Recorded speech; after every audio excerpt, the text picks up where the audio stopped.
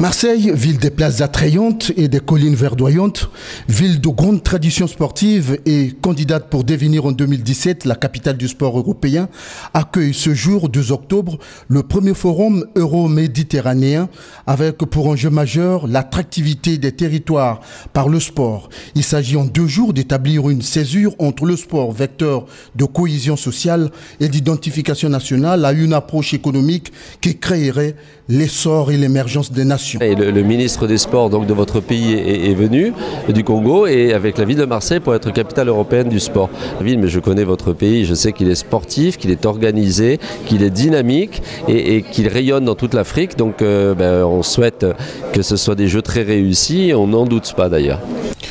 Le ministre des Sports et de l'Éducation physique, le Dr Louis Alfredo Pimba, président de la coordination du COJA Brazzaville, a su ici plaider la cause des Jeux africains. Sport comme facteur de cohésion sociale, d'abord par les politiques à définir.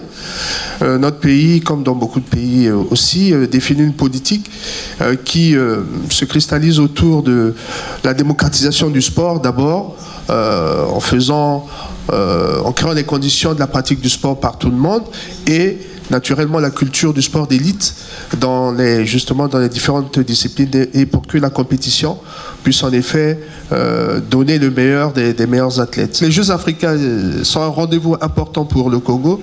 J'ai dit Marseille, capitale de l'Europe, mais Brazzaville sera en 2015 la capitale justement africaine des grands Jeux.